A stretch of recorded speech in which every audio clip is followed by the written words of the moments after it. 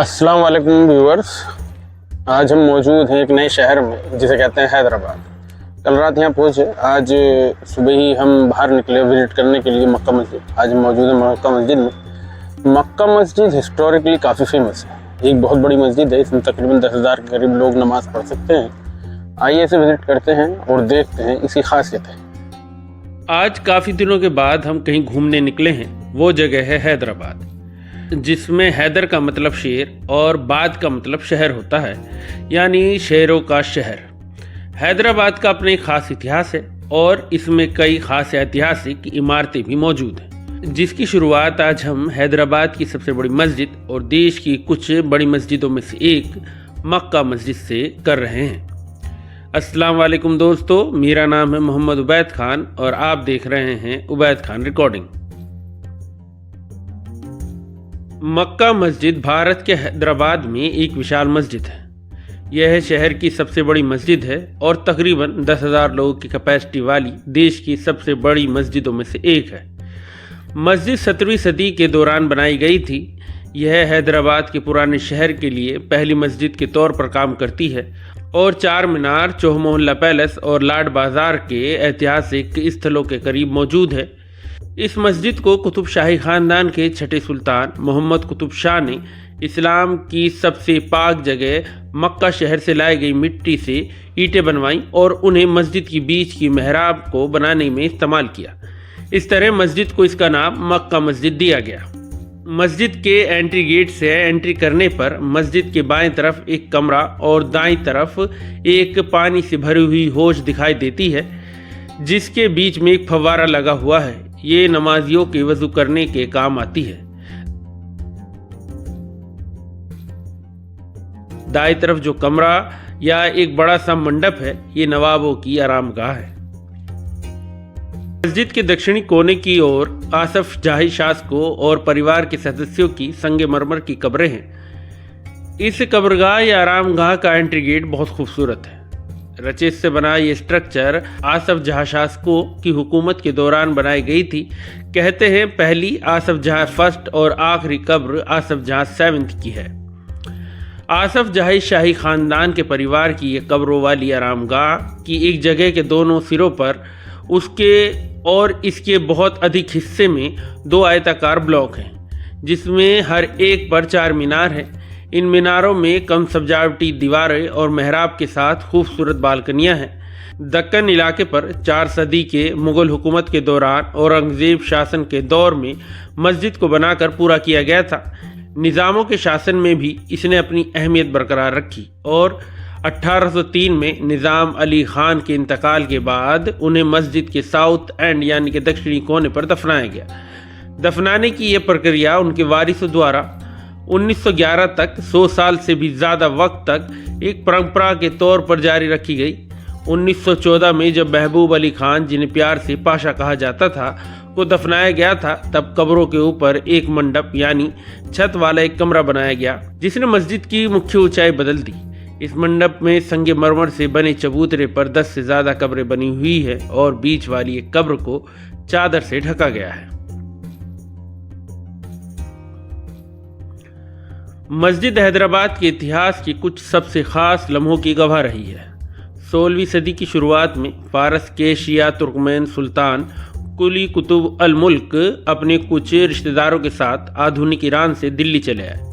वह एक व्यापारी थे जिन्होंने घोड़ों का व्यापार करने के लिए दक्कन का सफ़र किया और जल्द ही बहमनी सल्तनत के रैंक में शामिल हो गए, जो इस इलाके के उस दौर के शासक थे। 1347 में स्थापित बहमनी सल्तनत दक्कन में पहली आज़ाद इस्लामी सल्तनत थी।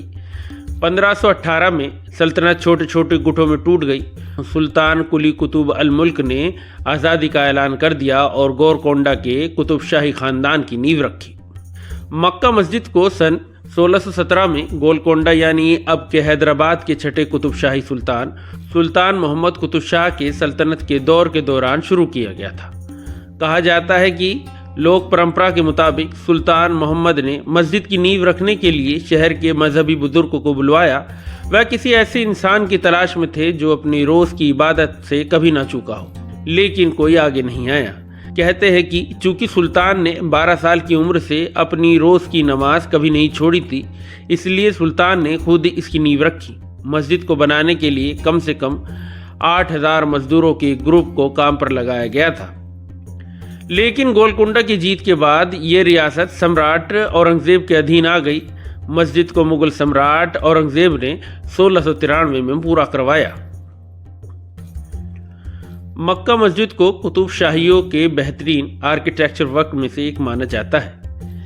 इसको मलबे या पत्थर से बनाने के बजाय पूरी तरीके से तैयार पत्थरों से बनाया गया है।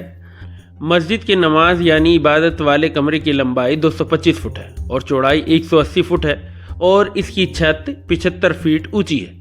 इबादत वाले कमरे के आगे वाले हिस्से में 5 खुले मेहराब हैं और इसके दोनों ओर 2 मीनारें हैं। हर एक मीनार के टॉप पर एक गुंबद है और इबादत वाले कमरे के दोनों ओर एक मेहराबदार बालकनी है। मस्जिद का सहन यानी कि आंगन 108 वर्ग मीटर का है, यानी कि 108 स्क्वायर मीटर का है, जो आजकल एक बड़े से तंबू से ढका हुआ है। जब हैदराबाद औरंगजेब के अधीन मुगलों के शासन में था, जैसे ही हैदराबाद का शासन निजामों के पास गया, मक्का मस्जिद राज्य की मुख्य मस्जिद बन गई थी। मशहूर दक्कनी चूने के प्लास्टर के बजाय पूरी तरीके से तैयार पत्थर से बनी मस्जिद में मेहराब के लिए वेस्ट साइड में यानी मगरिबी तरफ एक ऊंची मेहराब वाली बंद दीवार है। मेहराब मक्का में काबे की डायरेक्शन को बताती है।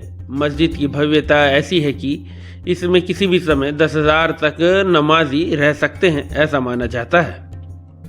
मक्का मस्जिद के अंदर बहुत से झूमर लगे हुए हैं। इनका भी अपना एक इतिहास है। आज मक्का मस्जिद की एक पहचान वाला हिस्सा इसके 15 झूमरों का सेट है, जो सभी सफ़ेद हैं, जो 75 फीट ऊंची छत पर लटके हुए हैं। झूमरों का पहला सेट ऑर्किड के नवाब मोहम्मद अली खान वालजा, जिन्होंने 1749 से 1795 तक शासन किया, का एक उपहार था। यहाँ ऐसे ही कई झूमर अलग अलग शासकों और नवाबों ने तोहफे में दिए थे। मस्जिद के अंदर एक उस दौर की बड़ी पुरानी चीज़ लगी हुई है, जो एक बड़ी सी घड़ी है, जिसका एक सुनहरा सा बड़ा सा पेंडुलम है। यह बताया गया है कि ये घड़ी निज़ामों के दौर की ही यहाँ मौजूद है और ये नमाजियों को आज भी सही वक्त बताती है। हौज के किनारे पर 2 रंग की पत्थर और स्लैब बेंच है, जो भी इसके ऊपर बैठते हैं पुरानी कथाओं के मुताबिक उन पर बैठने के लिए फिर से लौट कर आते हैं। इस खूबसूरत ऐतिहासिक यादों के साथ ही इसके साथ एक दुख भरा इतिहास भी जुड़ा हुआ है। 18 मई 2007 को जुमे की नमाज के दौरान मक्का मस्जिद के अंदर एक बम विस्फोट हुआ। पुलिस ने और 2 जिंदा बमों को ढूंढकर बेकार कर दिया। इसके फौरन बाद 16 लोगों की मौत की खबर मिली, जिसमें से 5 की मौत हादसे के बाद भीड़ को शांत करने की कोशिश के दौरान पुलिस की गोलीबारी में हुई। विस्फोट के वक्त मस्जिद परिसर में जुमे की नमाज के लिए तकरीबन 10,000 से ज़्यादा लोग मौजूद थे। जख्मियों का इलाज हैदराबाद के उस्मानिया अस्पताल में किया गया। इस मस्जिद को 2014 में वर्ल्ड हेरिटेज साइट्स बनने के लिए यूनेस्को द्वारा अपनी अस्थायी सूची में रखा गया था। मस्जिद हर दिन सुबह 4 बजे से रात 9:30 बजे तक खुली रहती है। ये था इस ऐतिहासिक मस्जिद का मुख्तसर सा सफ़र। आपको हमारी वीडियो कैसी लगी हमको कमेंट्स में ज़रूर बताएं और आने वाली वीडियो को देखने के लिए बेल आइकन के बटन को दबाएं। चैनल को लाइक करें, सब्सक्राइब करें। शब्बा खैर।